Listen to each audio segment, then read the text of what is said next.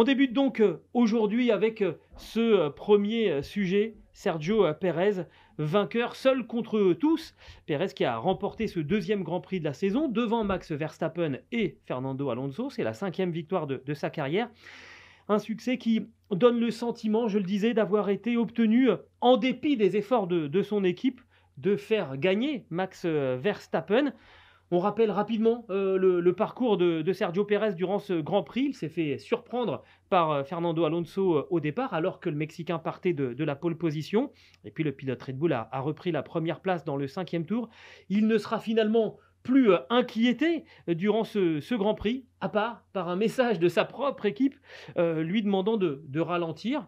Alors qu'on voyait bien que Max Verstappen, lui qui était remonté jusqu'à la 2e place, ne ralentissait pas du tout. Il a donc refusé de ralentir et il s'impose avec ce sentiment un petit peu étrange quand même d'être un vainqueur dérangeant dans sa propre équipe. Stéphane, toi tu as écrit un article que j'ai trouvé très très bon sur eurosport.fr sur cette guerre finalement non déclarée chez Red Bull mais qui a bel et bien eu lieu pendant ce Grand Prix et qui relate cette impression un petit peu étrange. Alors, j'emploierai pas les grands mots, on parlera pas de trahison, mais quand ton ingénieur de course t'appelle pour te dire il faut ralentir et que l'équipe n'assume pas de passer une consigne claire et de figer les encore positions, moins que c'est le chef stratégiste qui appelle en disant allô, c'est James, par exemple, hein, comme il faisait chez Mercedes, c'est qu'il y a un souci quand même, il y a une confiance qui est cassée. Alors d'ailleurs dans le clan Red Bull, on l'a vu ce week-end, mais chez AlphaTauri, où le patron de Franz Tost a dit carrément, moi j'ai absolument pas confiance dans les ingénieurs. C'est hallucinant. Et là, je crois que Pérez aussi se pose beaucoup de questions sur son propre ingénieur, parce que il l'appelle au 42e tour pour lui dire, tu pourrais pas remonter tes chronos de 4 dixièmes là, tranquille, gentiment. Il était en 32,6 et on lui demandait de tourner en 33 officiellement pour économiser un petit peu les Même pas les officiellement, pneus. parce qu'il l'a même pas justifié. Oui. Et Pérez a tout de suite rétorqué, mais il tourne en combien, Max, etc. Et il a dit juste après, en fait, moi j'attaque. Donc c'était une fin de non-recevoir. On l'avait rarement entendu comme ça, c'est-à-dire désobéir. D'habitude, il ronchonne un petit peu, il retourne à la radio, il y a des négociations. Et puis je crois que c'est 2 tours après, la surenchère a commencé au niveau chrono et l'équipe l'appelle pour dire vous êtes libre de vous bagarrer. Mais disons que en 2002, on s'en souvient, Ferrari avait passé une consigne à Barrichello de laisser gagner Schumacher parce que c'était la 6e course. Ferrari avait la meilleure voiture du plateau, mais tout le monde était en panique. Michael Schumacher n'allait pas gagner. On avait trouvé que c'était une outrance, il n'y a pas d'autre mot. Bon, au bout de la 6e course, mais là, à la 2e course, Red Bull a dit écoute, range-toi, c'est Max qui doit gagner. C'était un plan à un arrêt. Et effectivement, comme j'ai écrit, à un vainqueur supposé, souhaité, c'était Max Verstappen, mais ça ne s'est pas passé comme ça. Heureusement, merci Checo. Alors, effectivement, Sergio Pérez a désobéi. Tu écris, toi, justement, dans cet article, que Pérez était passé de numéro 2 à Factor X. Tu penses vraiment, toi, que Sergio Pérez peut être le poil à gratter, comme on le disait en introduction, de chez Red Bull? Oui, là maintenant, ils vont se poser la question, qu'est-ce qu'il peut nous faire dans ce type de situation? Et il est devenu un petit peu un électron libre. Et Verstappen le sentait un peu. Il a dit avant le départ de la course, ça serait comme surréaliste si je gagnais.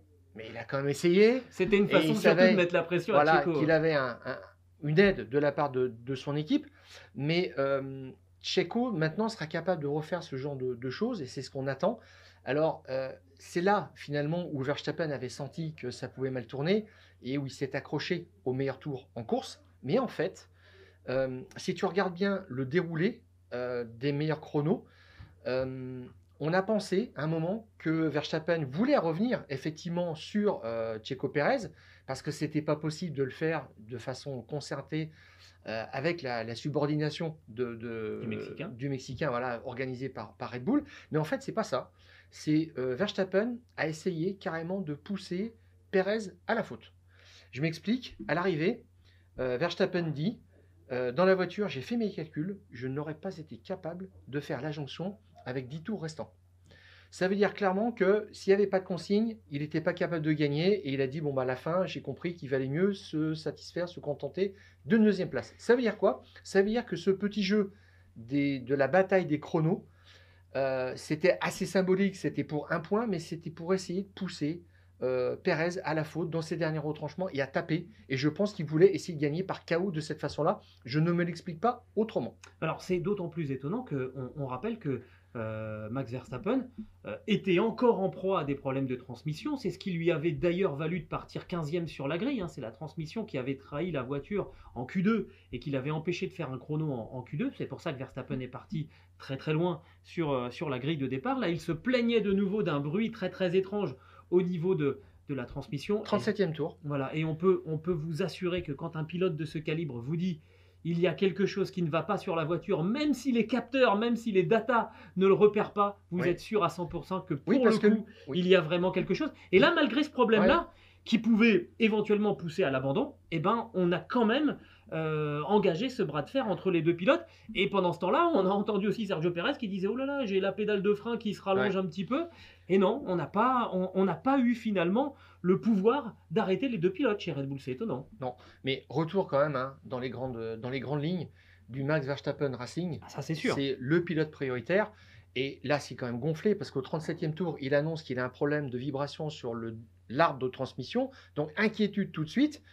Il est à 4 secondes 4, je crois, et il finit à 5 secondes 3. Donc, Pérez a quand même mis le paquet sur la fin. Mais en fait, il a ces problèmes-là. Alors, je ne pense pas que Pérez était au courant, mais on a le toupet de demander à Pérez. Mais en fait, voilà, c'est ça. Verstappen est en difficulté, il ralentit, mais on aimerait que tu ralentisses encore plus. C'était à peu près ça. C'est too much. C'est pour ça que là, pour le coup, je ne suis pas tout à fait de ton avis sur le fait qu'il peut être l'électron libre dans cette équipe. Je pense qu'au contraire, ils vont le recadrer, Sergio Pérez. Là, on voit bien que la priorité absolue, c'est quand même que Max Verstappen soit champion. D'ailleurs, Helmut Marko, il le dit. Ah bah non, mais Max, il est incontrôlable. Hein. On lui a dit de ralentir et d'assurer. Il est comme ça. Et il a quand même attaqué. Oh, le vilain. C'est ça. Il n'y peut rien. Ça prouve qu'il est chez lui. Il est chez lui. L'année dernière, Christian Horner avait essayé de recadrer un petit peu les choses, mais quand vous avez un pilote du calibre de Max Verstappen, de toute façon, c'est lui qui a les clés du camion. Non, puis il le dit en conférence de presse, il a dit « Je ne suis pas là pour être deuxième ». Oui. Alors, le message est encore parvenu jusqu'à la direction. En tournant la tête et en regardant Pérez, honnêtement, je ne vois pas du tout la marge de manœuvre de Sergio Pérez. Et je vais te dire une chose, quelque part, j'ai de plus en plus de respect pour Checo Pérez, parce que faire ce qu'il fait, en ayant ce sentiment d'être cerné au sein même de sa propre équipe et de finalement devoir se méfier des messages même de son ingénieur, ah bah alors là, franchement, moi, il me bluffe. Et réussir à garder sa concentration et à échanger, presque à argumenter avec son ingénieur, accessoirement, c'est quand même un des circuits où ça va le plus vite de la saison. Je suis bluffé. Je suis bluffé de la concentration, de la force mentale. On n'a fait que 2 grands prix sur la saison. Ça va être très très long pour Checo Pérez. Quelque part, j'aimerais bien. Ça serait plutôt drôle qu'il arrive à donner la riposte et à venir mettre un peu le bazar dans cette équipe. Sauf qu'à un moment, on va peut-être pas totalement écouter ce qu'il veut et on pourrait éventuellement ne pas régler exactement la voiture comme il aurait besoin s'il devient trop dangereux pour Verstappen.